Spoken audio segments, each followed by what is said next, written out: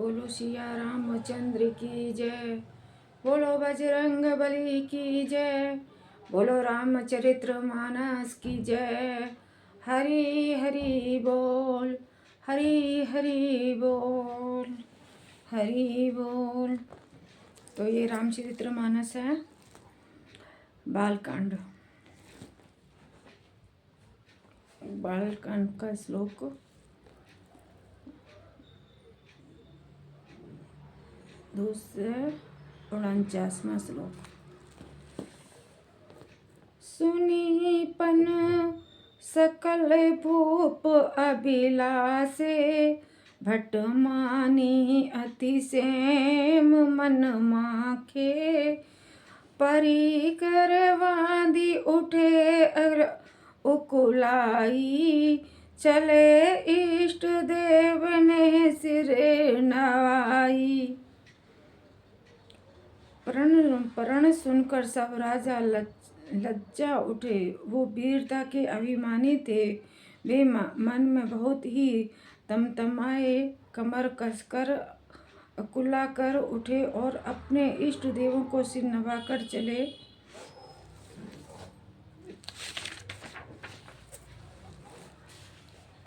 तम कीता कीत की शिव धनु धरहि, उठे न कोटि भांति बलो करहि।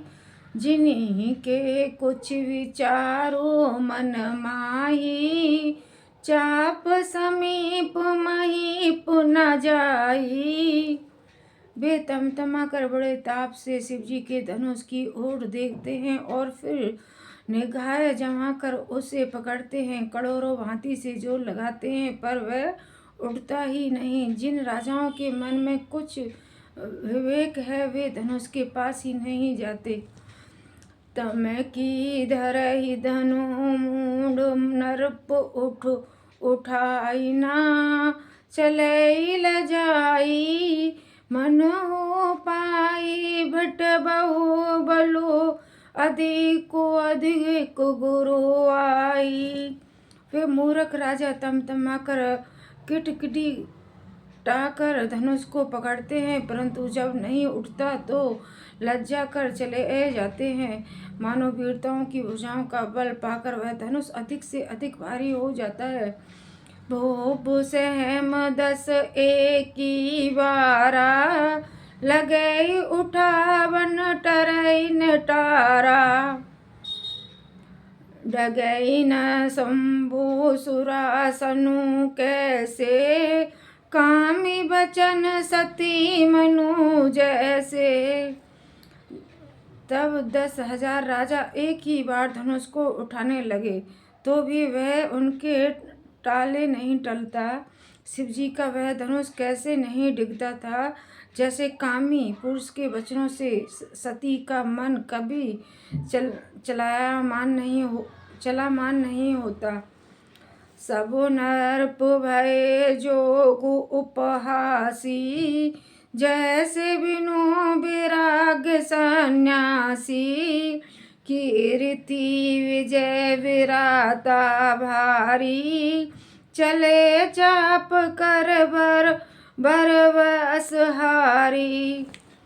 सब राजा उपहास के योग्य हो गए, जैसे वैराग्य के बिना सन्यासी उपहास के योग्य हो जाता है। कीर्ति विजय बड़ी वीरता, इन सब को वे धनुष के हाथों बस हार कर चले गए। श्री हित भय हारी हिया राजा, बैठे निज निज जाई समाजा। नरप नहीं विलोकी जनुकु अकुलाने, बोले बचन रोष जनु साने। राजा लोक हृदय से हार कर श्रीहीन हतप्रभ हो गए और अपने अपने समाज में जा बैठे। राजाओं को असफल देखकर जनक उकला उठे और ऐसे वचन बोले जो मानो क्रोध में सहन हुए नहीं थे। दीप दीप के भूपति नाना, आए सुनी हम जो पनु उठाना। देज देवनोज धरी मनोज शरीरा, विपुल वीर आए रणधीरा। मैंने जो प्रण उठाना था उसे सुनकर दीप दीप के अनेकों राजा आए, देवता और दैत्य भी मनुष्य का शरीर धारण करके आए, तथा और भी बहुत से रणधीर वीर आए। कुएर मनोहर विजय बड़ी कीर्ति, अति कमेनिय पावन निहार विरिचि। जनु रचे ऊने धनु दमनीय, परंतु धनुष को तोड़कर मनोहार कन्या बड़ी विजय और अत्यंत सुंदर कीर्ति को पाने वाला मनो ब्रह्मा ने किसी को रचा ही नहीं। ये राजा जनक बोल रहे हैं कि ब्रह्मा जी ने शायद मेरी पुत्री सीता जी के लिए कोई वर चुना ही नहीं है। कहू कही यहू लाभु ने भावा, कहूँ ने शंकर चाप चढ़ावा। रहू चढ़ाऊ तो रब भाई, तिलो भरी भूमि न सके चढ़ाई। कहिए ये लाभ किसको अच्छा नहीं लगता, परंतु किसी ने भी शंकर जी का धनुष नहीं चढ़ाया। अरे भाई, चढ़ाना और तोड़ना तो दूर रहा, कोई तिल भर भी भूमि से भी छुड़ा ना सका। ये राजा जनक बोल रहे हैं कि ये शिव जी का धनुष है, जो कोई तिल भर भी हिला तक नहीं सका, तोड़ना तो बहुत दूर की बात है। अब जनी को माँ के भट मानी, पीर विहीन मही में जानी। तजहु आस निज निज गृह जाहु, लिखान विधि वेद ही विवाहु। अब कोई वीरता का अभिमानी नाराज न हो। मैंने जान लिया पृथ्वी वीरों से खाली हो गई है।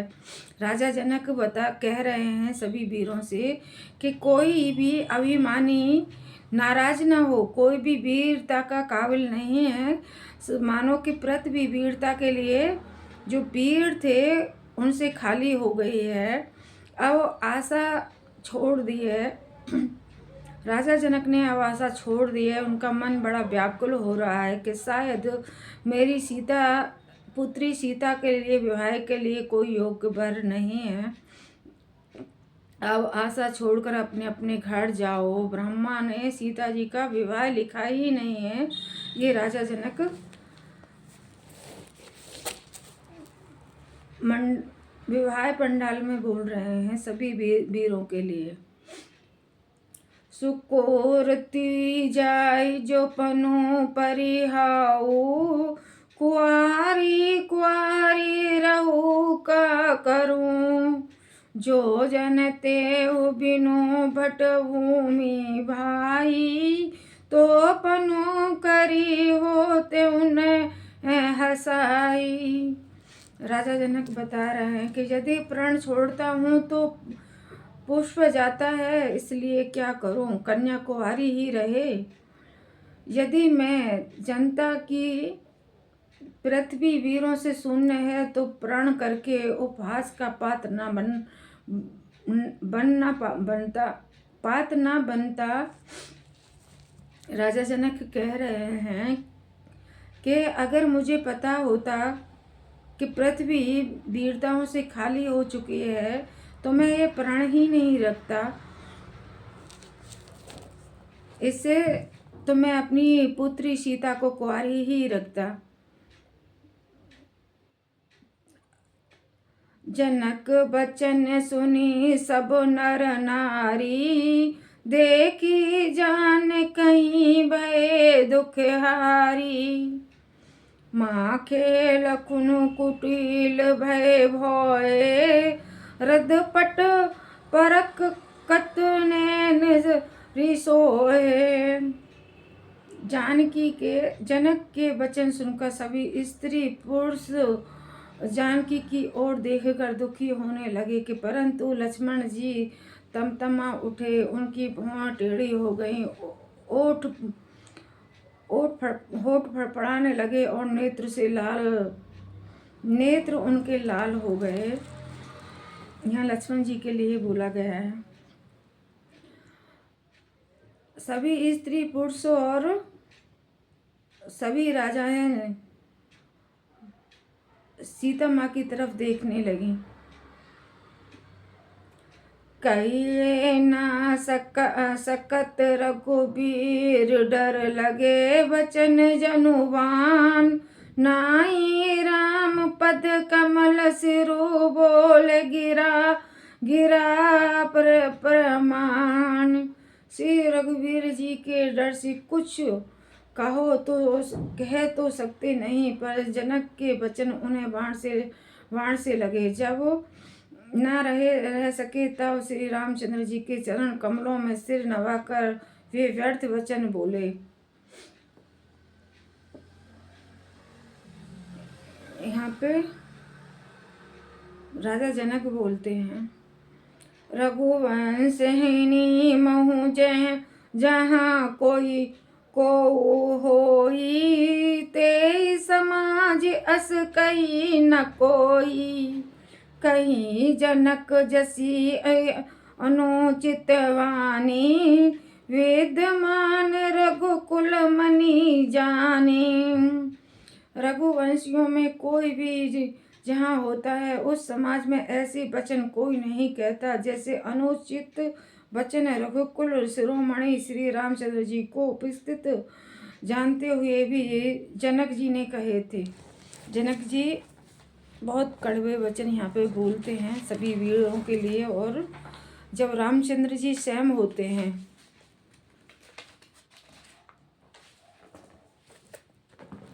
रामचंद्र जी के सामने एक कठोर वचन बोलते हैं, ये सुने हो भानु कुल पंकज भानु, कहे सुभावने कुछ अभिमानु, जो तुम्हारी अनुशासन पावो, ओ कंदुक इब ब्रह्मांड उठावो।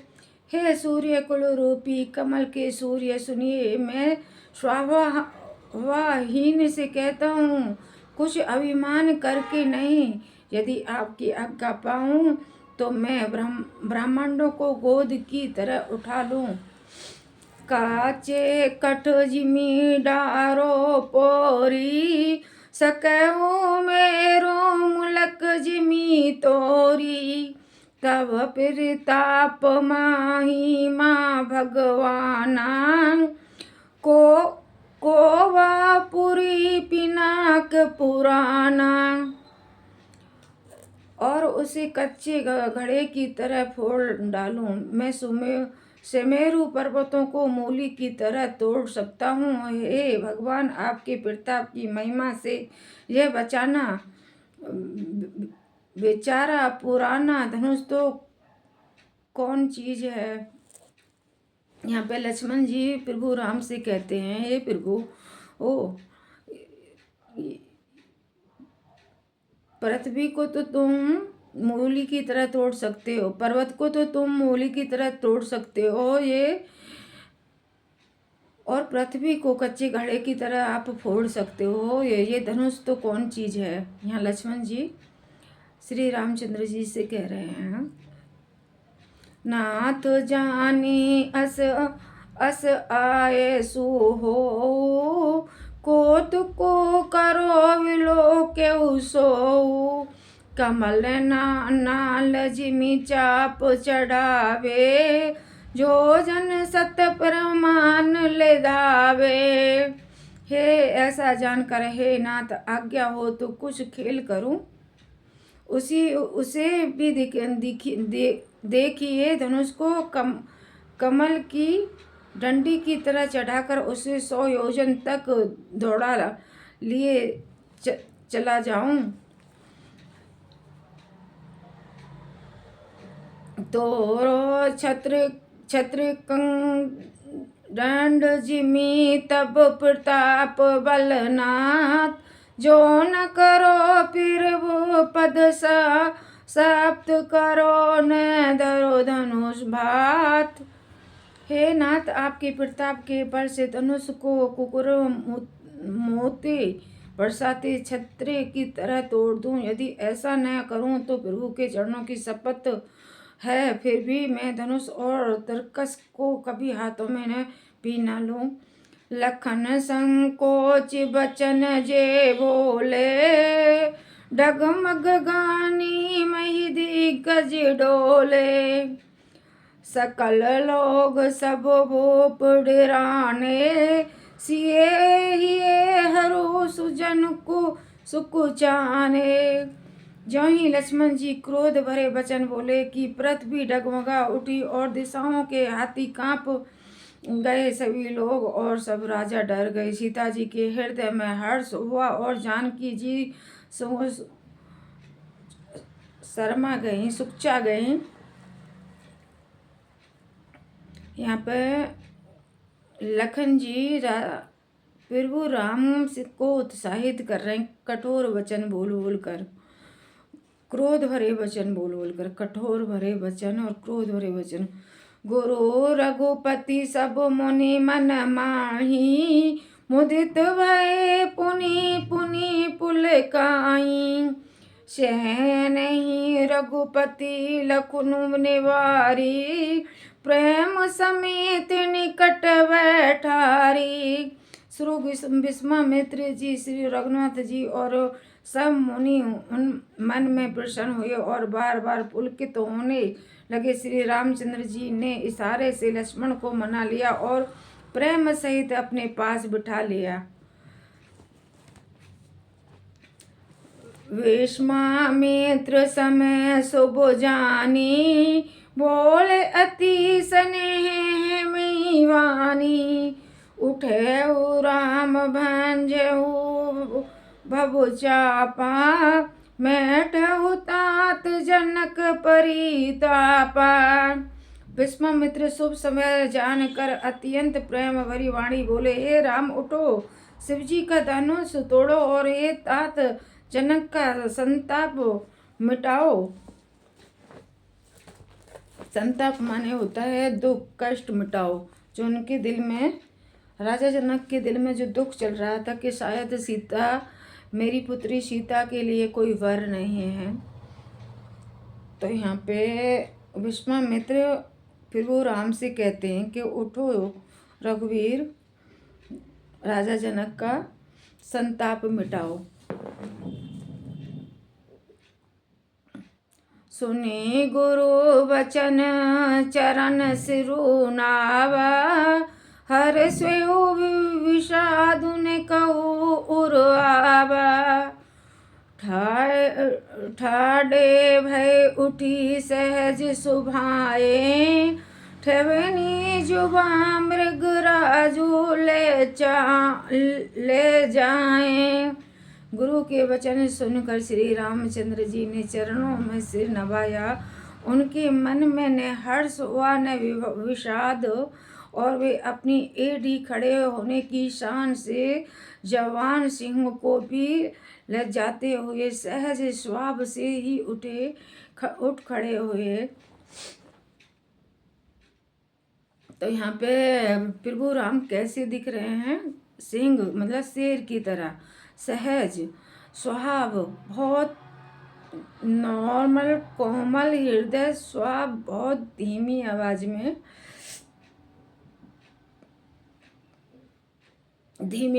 में, वो उठ खड़े होते हैं। उठती उदयगिरी मंच पर रघुबर वल पतंग, विकसे संत सरोज सब हर पे लोचन भृंग।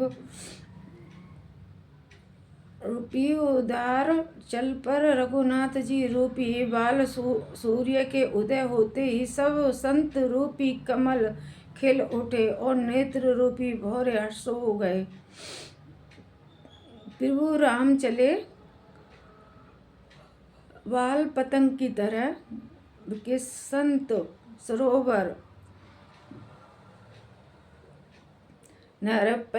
नरपने ही कही आशा निशिनासी बचन नखत अभी अवली ने प्रकाशी मानी महीप को मुद सुकुचाने कपटी बोप उलोक लुक काने।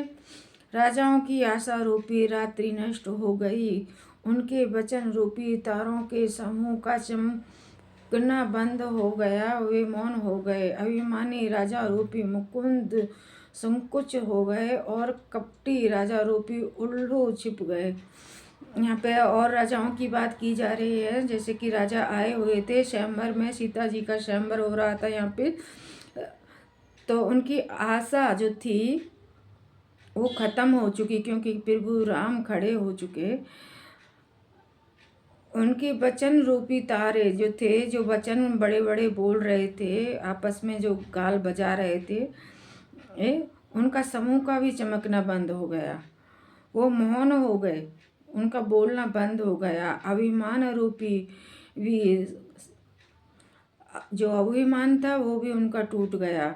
जो कपटी राजा थे वो बिल्कुल उल्लू की तरह देखने लगे। यहाँ पे उन राजाओं की बात की जा रही है।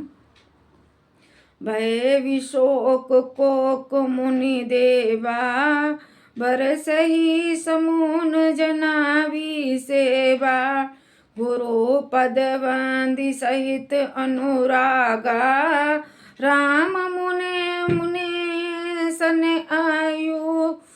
आयुषु मांगा। मुनि और देवता रूपी चकवे शोकर हित हो गए, वे फूल बरसाकर अपनी सेवा प्रकट कर रहे हैं। यह प्रेम सहित गुरु के चरणों की वंदना करके श्री रामचंद्र जी मुनियों से आज्ञा मांग रहे हैं।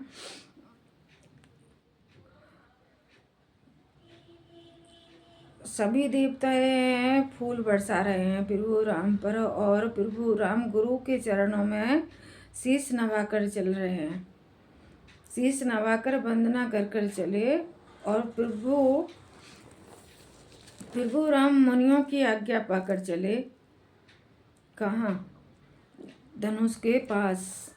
सहज ही चले है सकल जग श्यामी मंत्र मंजूवर कुंजर गामी चलत राम सब पुर नर नारी पुलकित पूरी तन वह सुखारी। समस्त जग के स्वामी श्री रामचंद्र जी सुंदर मत वाले श्रेष्ठ हाथी सी चाल से स्वाभाविक ही चले। श्री रामचंद्र जी के चलते ही नगर भर के सभी स्त्री पुरुष सुखी हो गए। सबके मन में बड़ी उत्सुकता थी कि सीता माता से विवाह कौन करेगा, कौन धनुष तोड़ेगा। जब प्रभु राम चले उठकर तो नारी पुरुष सब हर्ष से खिल उठे, उनके हृदय सुख हो गए, रोमांच मतलब प्यार से भर गए। वंदी पितर सूर सुकृत भवा संभारे जो कुछ पुनि प्रभाव हमारे तो शिव धनु मृग नाल की नाई तो राम गणेश गोसाई। उन्होंने पितर और देवताओं की वंदना करके अपनी पुष्प का स्मरण किया। यदि हमारे पुष्पों का कुछ भी प्रभाव हो तो हे गणेश गोसाई रामचंद्र जी की शिव जी के धनुष को कमल की डंडी की भांति तोड़ डालें। प्रभु राम ने गुरुजनों के बाद में गणेश जी को प्रणाम किया। जी को प्रणाम करने के बाद में उन्होंने शिव जी को प्रणाम किया, और शिव जी को प्रणाम करने के बाद उन्होंने धनुष को भी प्रणाम किया। मंगल भवन अमंगल हारी, तिरवहु सुदशरथ अजर बिहारी। मंगल भवन अमंगल हारी, तिरवहु सुदशरथ अजर बिहारी। राम सिया राम, राम जय जय राम, राम सिया राम, राम जय जय राम, राम सिया राम, राम जय जय राम। बोलो रामचरित्र मानस की जय, बोलो रामचंद्र की जय, बोलो सिया रामचंद्र की जय, बोलो बजरंग बली की जय।